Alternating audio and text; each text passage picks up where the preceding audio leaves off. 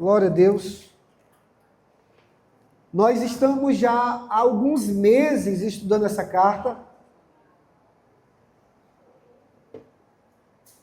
E para mim foi completamente disruptivo estudar essa carta. Mexeu com tudo no que se refere à minha fé, ao meu relacionamento com Deus. A minha forma de ver o Evangelho mudou. A minha forma de enxergar a Bíblia mudou a partir dessa carta, a partir dessa série. Nós já estamos há alguns meses. E essa mensagem de hoje vai ser a nossa penúltima mensagem da série. Próximo domingo, a novela acaba e é o último episódio da nossa série. E a gente vai para outras séries, outras palavras, que com certeza Deus vai nos direcionar. Mas essa será a nossa penúltima palavra. E eu quero ler com você o último versículo do capítulo 5 e no capítulo 6, dos versículos 1 até o versículo 10. Podemos? Gálatas 5, versículo 26. Diz assim: não sejamos presunçosos, provocando uns aos outros e tendo inveja uns dos outros. Irmãos, se alguém for surpreendido, capítulo 6, versículo 1. Irmãos, se alguém for surpreendido em algum pecado, vocês que são espirituais deverão restaurá-lo com mansidão. Cuide-se, porém, cada um, para que também não seja tentado. Levem os fardos pesados uns dos outros, e assim cumpram a lei de Cristo. Se alguém se considera alguma coisa, não sendo nada, engana-se a si mesmo. Cada um examine os próprios atos, e então poderá orgulhar-se de si mesmo, sem se comparar com ninguém, pois cada um deverá levar a própria carga. O que está sendo instruído na palavra, partilhe todas as coisas boas com aquele que o instrui. Não se deixe enganar, de Deus não se zomba, pois o que o homem semear, isso também colherá. Quem semeia para a sua carne, da carne colherá destruição. Mas quem semeia para o Espírito, do Espírito colherá a vida eterna. Versículo 9. E não nos cansemos de fazer o bem, pois no tempo próprio colheremos, se não desanimarmos. Portanto, enquanto temos oportunidade, façamos o bem a todos, especialmente aos da família da fé. Amém, amém e amém. Vamos orar. Obrigado, Jesus. Nós amamos a sua palavra e nós reconhecemos que o que nós precisamos nessa noite é muito mais do que um discurso humano, do que uma fala humana. Nós precisamos do pão vivo que desceu do céu, do verbo encarnado, ó Deus, das palavras que saem da tua boca, as únicas que podem realmente transformar as nossas vidas. Oramos, Pai, para que o teu Espírito fale conosco, Senhor, de forma pessoal, clara e poderosa. Oramos dessa forma em nome de Jesus. E já te agradecemos, Senhor, por tudo o que o Senhor vai nos instruir, falar, orientar e dirigir nas nossas vidas. Em nome de Jesus. Amém, amém e amém. Glória a Deus. Meus irmãos, eu acredito que é perceptível que nós não somos apenas uma igreja bíblica. Nós somos uma igreja cristocêntrica. Pastor, por que você está falando isso? Porque é possível alguém pregar a Bíblia e não pregar sobre Cristo. Colocando de uma outra forma, é possível alguém ser um fiel pregador da Escritura sem pregar o Evangelho, sem anunciar Cristo. Então esse tem sido o nosso maior desafio. Que cada pessoa que suba aqui para compartilhar, comunicar a palavra de Deus, ela seja não apenas bíblica, mas cristocêntrica. A mensagem revelada, ela passe pela cruz de Cristo e alcance os nossos corações. Qual é o problema?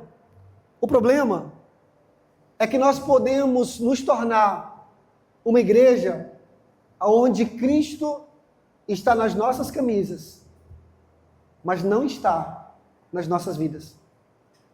Cristo se tornar o jargão que nós falamos, o evangeliquez, o crentez, mas ele não ser a pessoa que governa tudo o que nós fazemos, como nós vivemos, como nós criamos os nossos filhos, como nós lidamos com o dinheiro, como nós lidamos com o marido, a esposa, o patrão, o empregado. Convite do Evangelho é para que o Evangelho seja não apenas a forma como a gente lê a Bíblia e enxerga Cristo na Escritura, mas o Evangelho seja a maneira como nós enxergamos a vida, como um todo, a partir do Evangelho.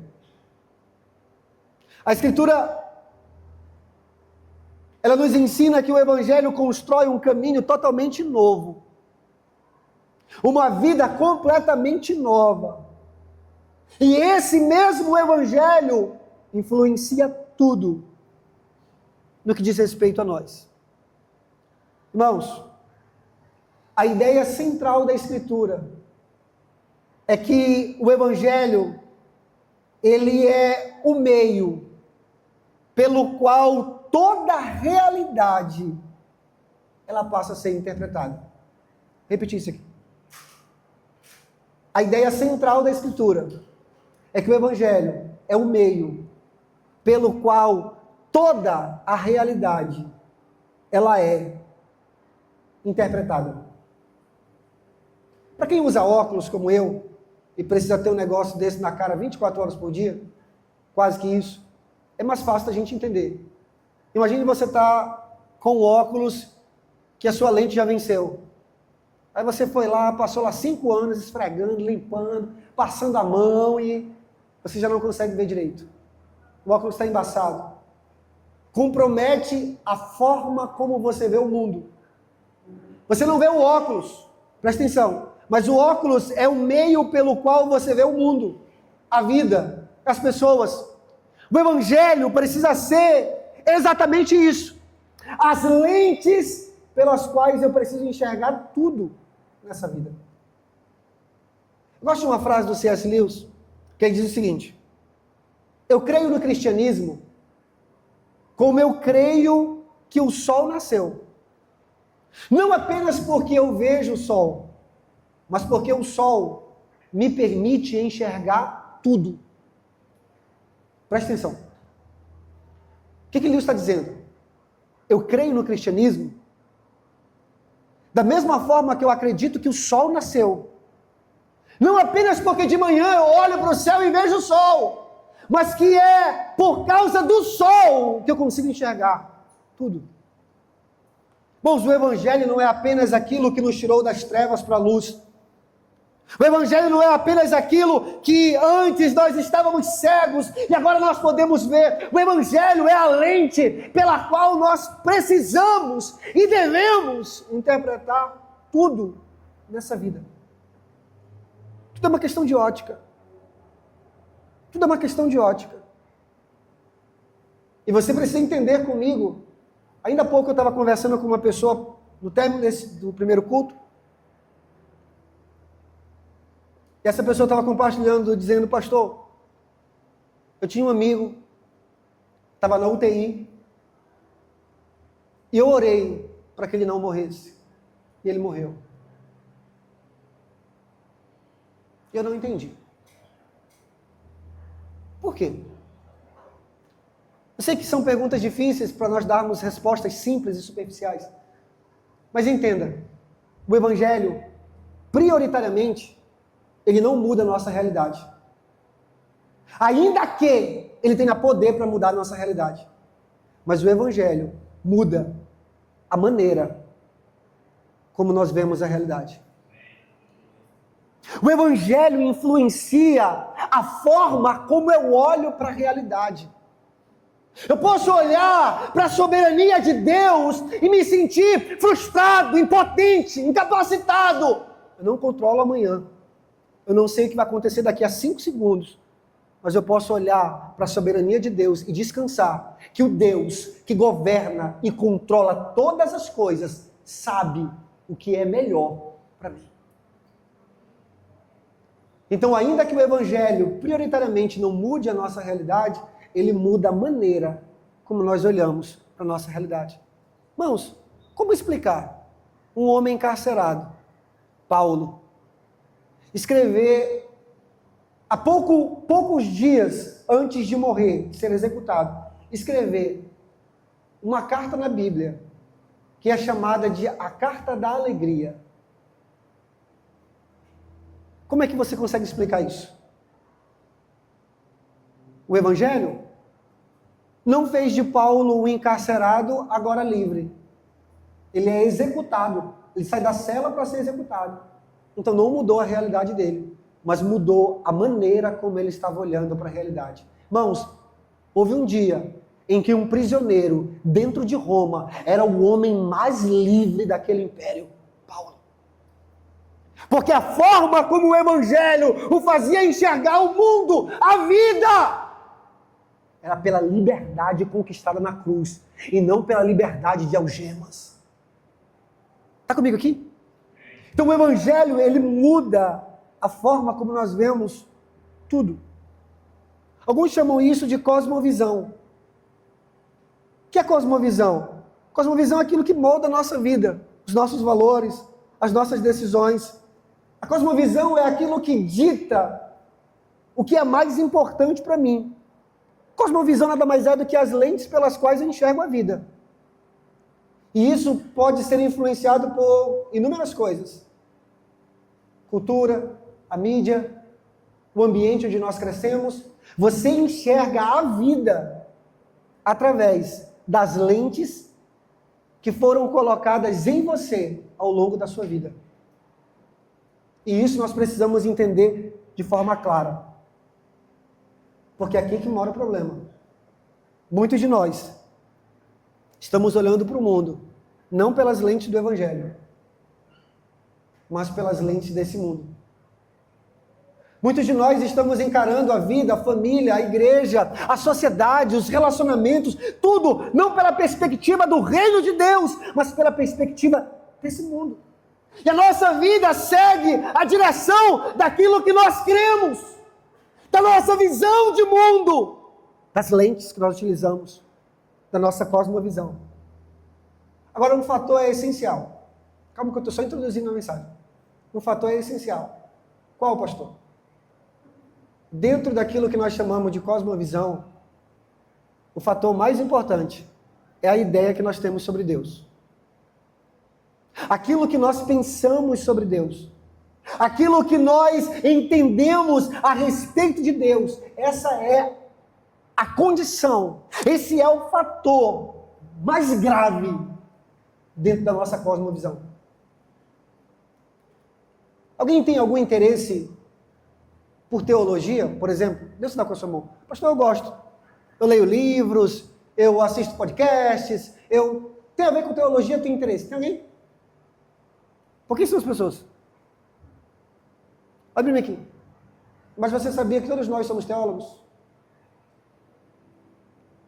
Não no termo técnico ou acadêmico da coisa, mas todos nós aqui temos uma ideia sobre Deus. Então todos nós aqui estamos fazendo teologia. Todos nós pensamos e entendemos Deus por alguma lente. Qual é o problema, pastor? É que mesmo entendendo que todos nós somos teólogos, a questão é, nós somos bons ou maus teólogos? A nossa ideia sobre Deus é correta ou ela é errada? Irmãos, calma que tudo isso vai fazer sentido mais na frente. A maioria dos nossos problemas, eles são resultados da nossa dificuldade em compreender o Evangelho. A maioria dos nossos problemas, eles resultam nossa dificuldade de entender, de compreender o Evangelho. E quais são as implicações do Evangelho sobre as nossas vidas. Por isso eu gosto dessa ideia das lentes. Porque o Evangelho, ele nos oferece um par de óculos, novas lentes, pelas quais nós podemos ver Deus, o mundo à nossa volta e até mesmo a nossa própria vida. Vou exemplificar agora.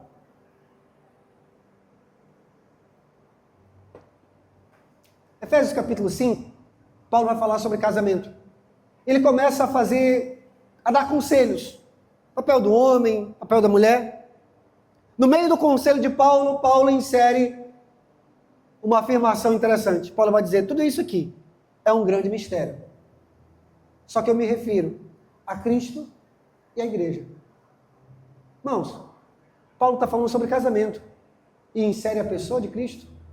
Sabe qual é a ótica de Paulo? É que só é possível você entender o que é casamento se você entender o Evangelho. Não tem como você entender o Evangelho se você não entender o relacionamento de Cristo com a igreja. Vou dar um outro exemplo.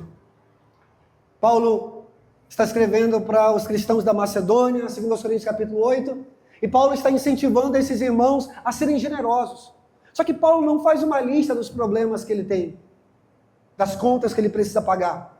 Paulo não orienta eles a como administrar os recursos deles, para que eles possam dizimar, ofertar. Paulo só faz uma coisa. O discurso de Paulo é simples e objetivo. No discurso, Paulo vai dizer, vocês conhecem a graça de Deus, que sendo rico, se fez pobre, por amor a vocês. O que é isso, pastor? O Evangelho. Um Deus glorioso, que governa e sustenta o universo, se fez pobre. Um Deus que sempre foi Deus, agora é um Deus homem por toda a eternidade. E o que é pior, vestido de glória e de poder, ele se faz pobre. O que é isso, pastor? O Evangelho. Pastor, qual foi o resultado depois de Paulo pregar o Evangelho para esses irmãos? Irmãos, Paulo não falou sobre dinheiro. A Bíblia vai dizer que eles deram o que eles tinham e além do que eles tinham para sustentar o ministério de Paulo. Sabe o que eu entendo com isso? Que ninguém vai ser generoso a menos que ele compreenda o Evangelho. Que o Evangelho, ou melhor, a generosidade não é aquilo que nós damos para pagar as contas da igreja. Generosidade é aquilo que nós damos porque nós entendemos a obra de Cristo na cruz do Calvário.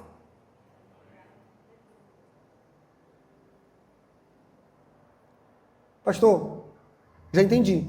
As lentes, essa ideia de cosmovisão, que todos nós estamos fazendo teologia, porque todos nós temos uma ideia sobre Deus e isso vai influenciar as nossas vidas.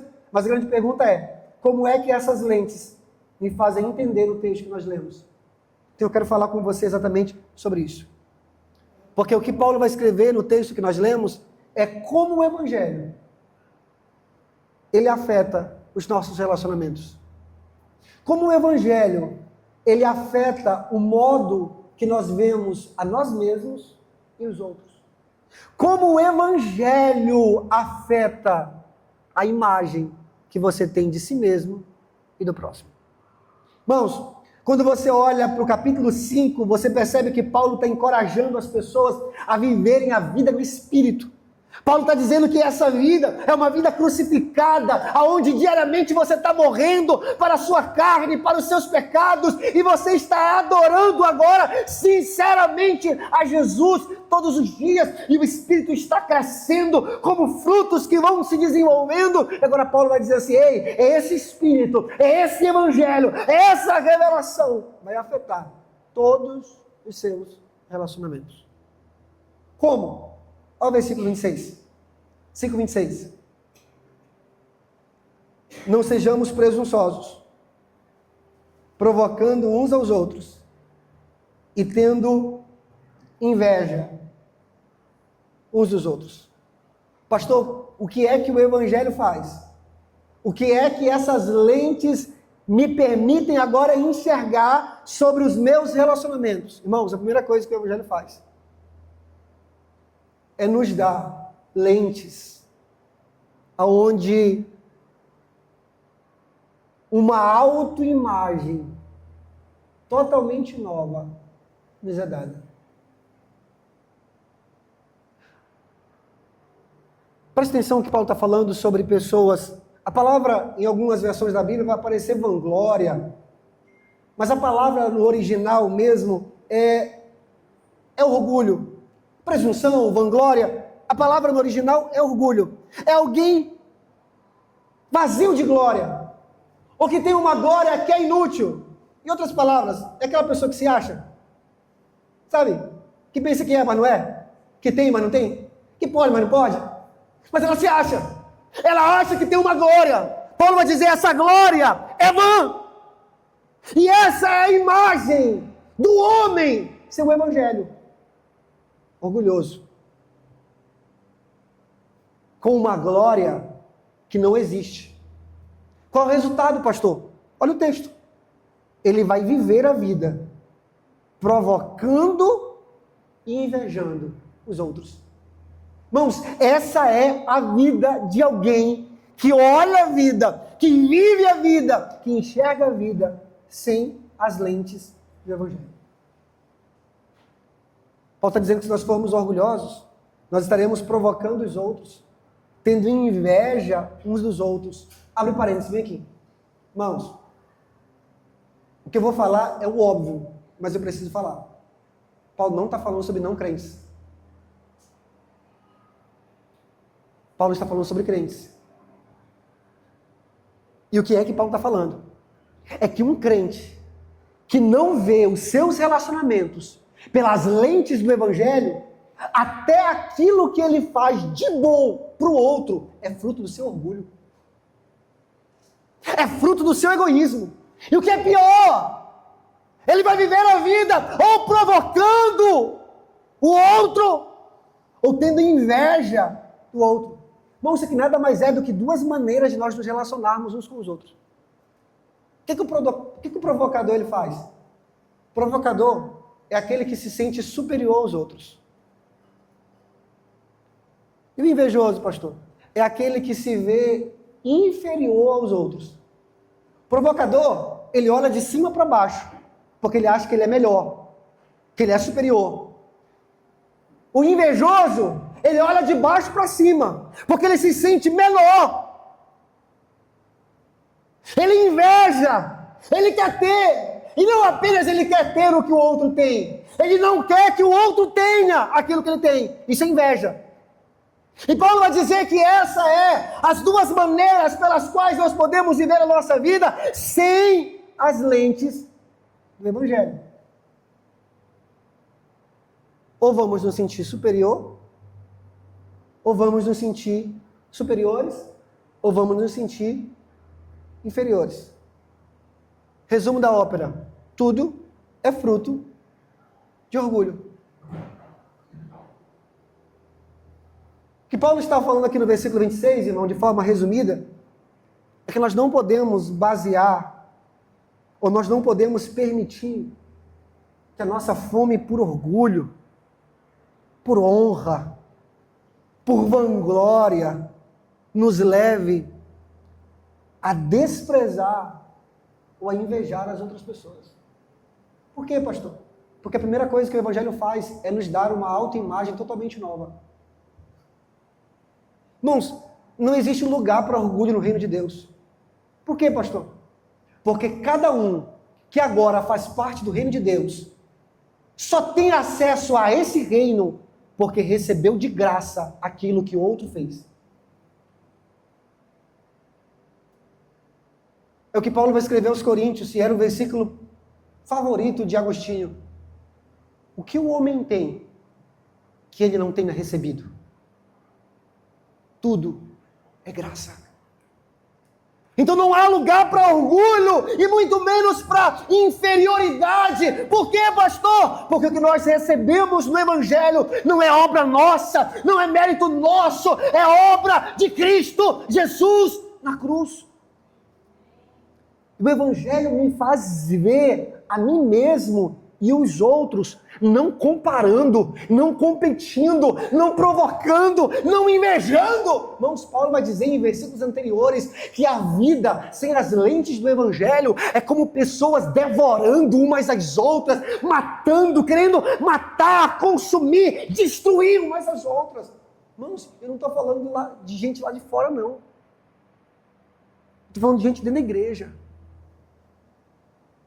Ao invés de sermos irmãos, nos tornamos competidores, provocadores, invejosos, e até o bem que nós fazemos é resultado do nosso orgulho. Mas o Evangelho nos dá uma autoimagem agora que não se baseia em comparações com os outros, não se baseia em eu me sentir superior ou inferior, não! Se baseia na cruz de Cristo. Por quê, pastor? Porque o Evangelho começa logo humilhando a gente. Porque o Evangelho vai dizer para mim e para você que nós somos piores do que nós imaginamos. Irmãos, abre parênteses aqui. É aquelas minhas alucinações no meio da pregação. Só Deus para ter ideia de um negócio chamado igreja. Só Ele. Por quê, pastor? Porque um dia ele está olhando para a chapadinha, ele pega tudo que tem de ruim na chapadinha e coloca no mesmo lugar. Isso é igreja. Não, só ele para fazer isso aqui funcionar. Por quê? Porque sem a revelação do Evangelho, sem as lentes do Evangelho, irmão, pessoas diferentes, com histórias diferentes, com traumas, dramas diferentes, irmão, nós vamos nos comer vivos. O que Paulo está dizendo é que você não vai viver a vida aqui dentro diferente da vida que você vivia lá fora. Lá fora, você era competidor, orgulhoso, invejoso, se sentia superior ou inferior. Aqui dentro você continua da mesma forma. É por isso que você precisa das lentes do Evangelho. A primeira coisa que o Evangelho faz é humilhar a gente. Você é mais pecador do que você imagina. E depois, pastor? Depois ele nos encoraja. Ele vai dizer que nós somos mais amados do que jamais nós ousaríamos pensar. Irmãos, você consegue perceber que o Evangelho, ele vai nos dar uma ousadia e uma humildade que só podem crescer, existir, coexistir juntas pelo Evangelho? Coragem, ousadia. Por quê? Porque eu não sou o que as outras pessoas dizem sobre mim. Eu sou o que Deus diz sobre mim. Então, irmão, fica ousado. Sei quem sou. Só que ele vai dar humildade também. Por quê? Porque eu só sou porque ele me alcançou. Então agora há um equilíbrio, irmãos, onde nós nos sentimos autoconfiantes, mas também humildes, ousados, mas humildes, nem superiores nem inferiores. Isso só o Evangelho nos permite enxergar. Pastor, como é que essas lentes influenciam os meus relacionamentos? Olha o versículo 1. Versículo 1, coloca para mim na tela, por favor. Leia a palavra antes da vírgula. No 3. 1, 2, 3. Calma. Leia a palavra antes da vírgula. De novo, no 3. 1, 2, 3. Mais alto. 1, 2, 3. Se você não entender essa palavra antes da vírgula, você não vai entender nada no resto do versículo.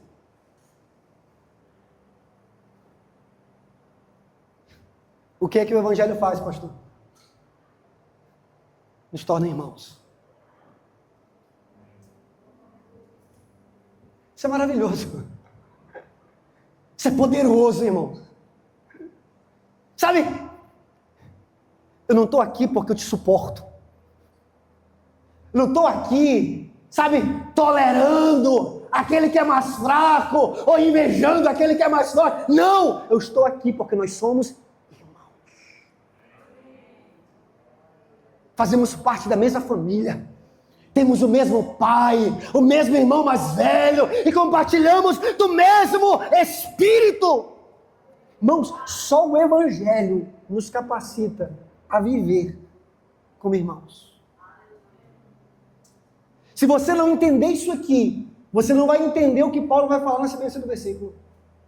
Como assim, pastor? Por que olha a sequência do versículo? Se alguém é surpreendido em alguma transgressão, pecado. Se alguém é surpreendido em algum pecado, irmão, abre aqui, sinceramente, se você tira as lentes do Evangelho e você não se vê como irmão, qual é a primeira coisa que você faz quando você vê alguém em pecado? Pastor?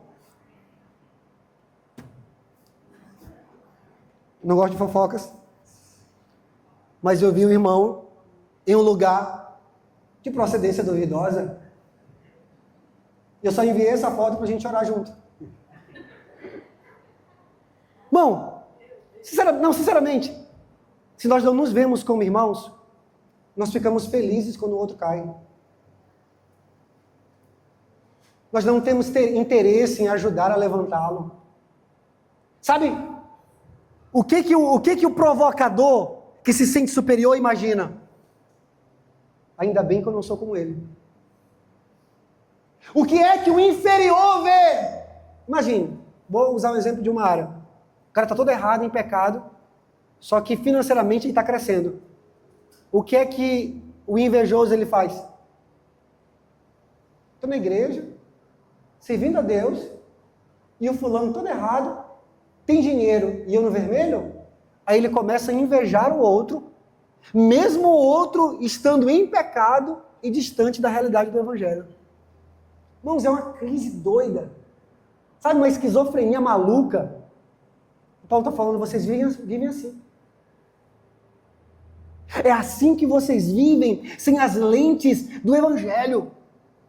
Porque o orgulhoso, aquele que busca a sua própria glória, o seu próprio prazer nos relacionamentos, quando ele vê alguém cair, ele não tem interesse em ajudar.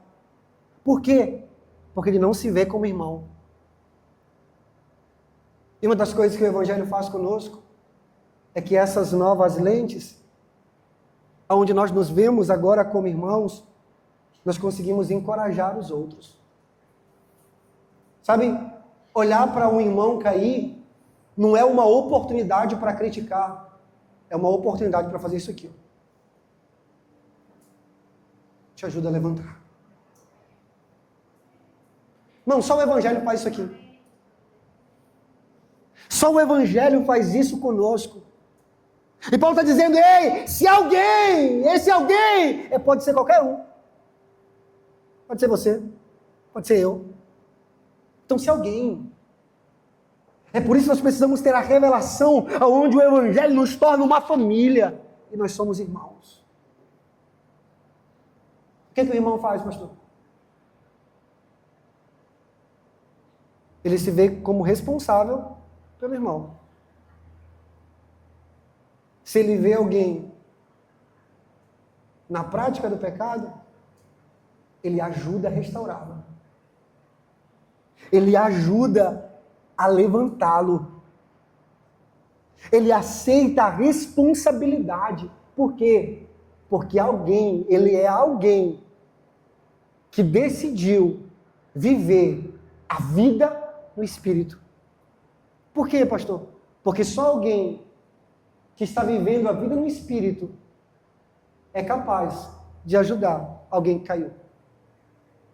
Irmão, isso não significa que a gente vai sair por aí confrontando todo mundo que está pecando. Ó, fulano, você chama ele não. Aí dá uma taca nele. Não. Mas se você é espiritual, Paulo está falando, é sua responsabilidade ajudar aquele irmão que caiu.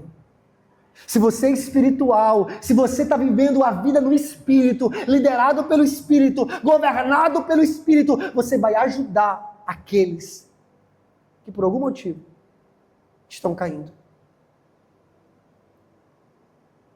Quem deve fazer isso? O ruim da igreja é que todo mundo imagina que é só o pastor que tem que fazer isso. Mas não é isso que o texto está falando. Alguém que é espiritual. E não é aquele que é super espiritual. Só uma elite divinizada de pessoas que podem corrigir outras pessoas. Não. É para os cristãos comuns. Lembra da parábola do samaritano? A grande chave daquele texto é entender que sempre vai existir alguém mais próximo de você do que de mim. E se é seu próximo, Paulo está falando, é sua responsabilidade. Está comigo aqui, irmão? Sério? Se é meu próximo, é minha responsabilidade. Essa é a responsabilidade daqueles que estão vivendo a vida no Espírito. E qual é o objetivo, pastor? Irmãos, se alguém é surpreendido em alguma transgressão, vocês que são espirituais devem restaurá-lo com espírito de mansidão. Irmãos, qual é a ideia? É restaurar. A ideia não é criticar por criticar, confrontar por confrontar. A ideia é ganhar a pessoa. A ideia é levantar a pessoa. Sabe qual é a imagem no texto original? A imagem no texto original é de um osso deslocado. Alguém já deslocou o osso alguma vez? Um joelho, um ombro, uma mão, ali? Alguém? Dói? Dói? Dói, né? Confrontar dói. Mas é melhor quando volta para o lugar. Mesmo não sendo confortável confrontar alguém, é a melhor coisa que você pode fazer por alguém que você vê que está no erro, no pecado. Presta atenção, a imagem é de um osso que sai do lugar. Imagine. Paulo vai dizer, tem duas formas de você colocar esse osso no lugar. Primeira, o osso saiu do lugar, você pisa no pescoço, você puxa. É a primeira forma. A segunda, Paulo vai dizer, é com mansidão. Ao invés de você pegar a bezetacil e simplesmente aplicar, coloca um acesso, dilui em uns 5 litros de soro, para não sentir tanta dor. Mas o seu objetivo é restaurar. Irmãos, por que entender que Paulo começa falando de orgulho é importante? Porque ninguém, irmãos, ninguém que se sente superior sobre outra pessoa é capaz de ajudar. É capaz de confrontar. Ninguém que se sente superior é capaz de estender a mão. Só que o Evangelho, quando ele nos alcança, ele faz de nós agora carregadores. Nos tornamos carregadores, Lucas. Como assim, pastor? Olha o versículo 2. Levem os fardos pesados uns dos outros. E assim cumpram a lei de Cristo. Se alguém se considera alguma coisa, não sendo nada, engana-se a si mesmo. Cada um examine seus próprios atos e então poderá orgulhar-se de si mesmo, sem se comparar com ninguém, pois cada um deverá levar a própria carga. O que o Evangelho faz conosco, pastor? O Evangelho nos desafia a levar as nossas cargas, mas também ajudar os outros a levarem suas cargas. É isso que a lente do Evangelho faz conosco. Paulo está dizendo, não se engane. Se você acha que é alguma coisa, você não é nada. Mas você precisa entender que o Evangelho está chamando você para carregar as suas próprias cargas, mas para ajudar os outros a carregarem as suas próprias cargas. Sabe o que é isso? É que quando alguém é surpreendido no pecado, Paulo está dizendo, você pode, por orgulho, abandonar essa pessoa. Mas pela lente do Evangelho, você pode pegar na mão dessa pessoa e ajudar essa pessoa a carregar aquilo que é pesado para ela.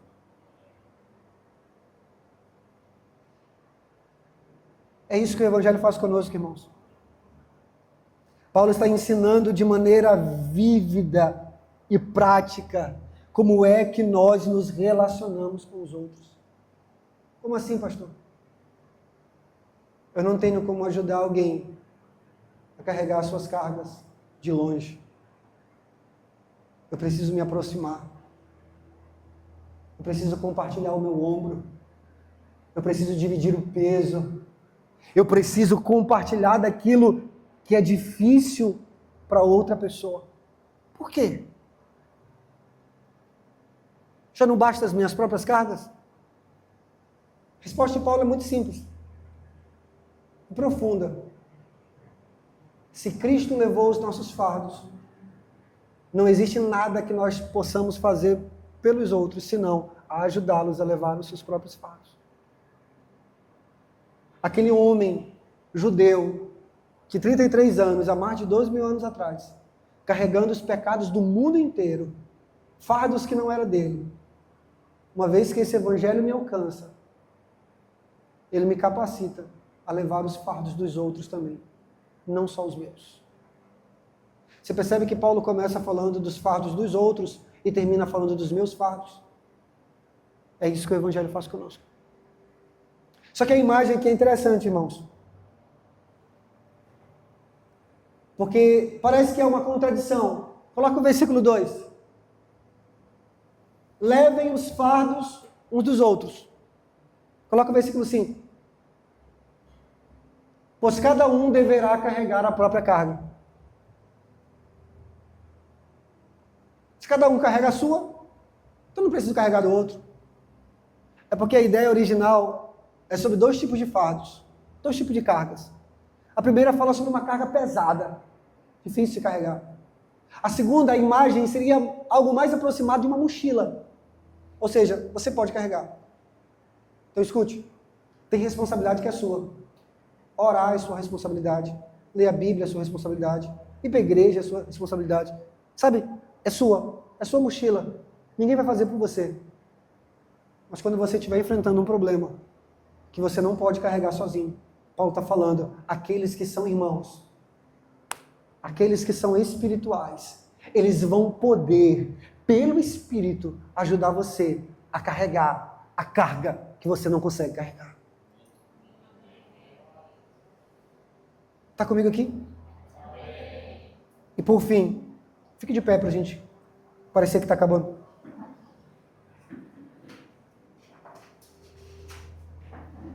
E por fim, olha o versículo 6. O que está sendo instruído na palavra, partilhe todas as coisas boas com aquele que o instrui. Olha para mim aqui, sinceramente. Eu sei que muitas igrejas deturparam isso aqui. Mas o que Paulo está falando é sobre dinheiro. A ideia é o quê? Existe alguém se dedicando, trabalhando para instruir você na palavra.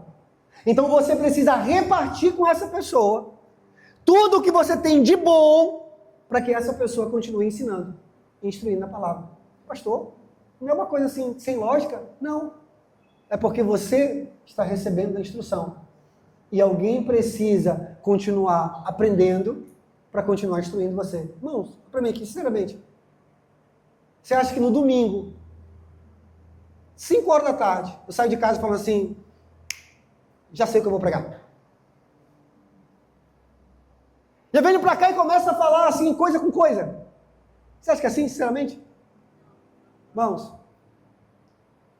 leva-se uma vida para construir um sermão. Nós pregamos ele em 50 minutos, 1 hora. O que Paulo está falando é que alguém que se dedica a fazer isso precisa de recursos suficientes para que ele continue fazendo isso. Então, em outras palavras, Paulo está dizendo, ei, para de ser apenas um espectador e consumidor. Você pode investir. Você pode contribuir. Você pode doar para que alguém continue trabalhando, para que você seja instruído na palavra. É isso que esse texto está falando. Versículo 7. Por que eu tenho que fazer isso, pastor? Olha o versículo 7. Não se deixe enganar. De Deus não se zomba. Pois o que o homem semear, isso também colherá. Por que eu devo fazer isso, pastor? Porque existe uma semeadura que é feita aqui nessa vida. E nós atravessaremos a eternidade e ainda continuaremos colhendo os frutos dessa semeadura. Essa é a última verdade que Paulo compartilha conosco, irmãos. Que as lentes do Evangelho nos permitem semear algo que começa nessa vida e termina na eternidade. E Paulo está falando, ei, você não vai enganar Deus. Se você está fazendo uma semeadura pelo Espírito, você vai colher. Mas se você está fazendo uma semeadura na carne, você também vai colher. Pastor, para quem que eu devo fazer essa semeadura? Olha o versículo 9. E não nos cansemos de fazer o bem, pois no tempo próprio colheremos, se não desanimarmos. Portanto, enquanto temos oportunidade, façamos o bem a todos, especialmente os da família da fé. O que Paulo está falando, irmãos, é que uma vez que nós, pelo Evangelho, entendemos que somos irmãos, existe alguém próximo de você, que você vai ter a oportunidade de fazer o bem para essa pessoa. E isso, somente o Evangelho pode fazer conosco. Aqueles que se tornam irmãos, eles estão se esforçando exaustivamente para fazer o bem por todos aqueles que fazem parte da mesma família. Falei sobre relacionamentos em diversos aspectos, mas o que é que Paulo está falando? Resumindo tudo. Vivam pelo Evangelho. Criem filhos pelo Evangelho. Vivam casamentos pelo Evangelho. Vivam amizades pelo Evangelho. Sejam patrões ou empregados pelo Evangelho. Sejam filhos pelo Evangelho. Sejam pais e mães pelo Evangelho. Sejam cidadãos pelo Evangelho. Esse é o desafio para cada um de nós, irmãos. E a minha oração, e a oração que eu fiz no primeiro culto, é que os nossos olhos sejam abertos. E nós passemos a enxergar pelas lentes do Evangelho. Porque sabe qual é o risco? A gente pode estar falando sobre Cristo, mas vivendo uma verdade completamente diferente de Cristo. Cristo pode ser apenas o discurso da nossa boca, mas não a ação das nossas vidas. Nós precisamos passar a enxergar a vida pelas lentes do Evangelho. Quando esse culto terminar, e esses portões se fechar e você voltar para sua casa, ei, você precisa continuar vivendo pelo Evangelho. E amanhã, quando você despertar e for para o trabalho, para a escola, para qualquer lugar, você vai precisar continuar vivendo pelo Evangelho. Senão, Paulo vai dizer, vocês vão devorar uns aos outros. Nós vamos ver o outro como uma ameaça e seremos sempre competidores. E passaremos a invejar e provocar uns aos outros. Precisamos de lentes, das lentes do Evangelho. Amém? Feche seus olhos. Quero orar por você. Aleluia.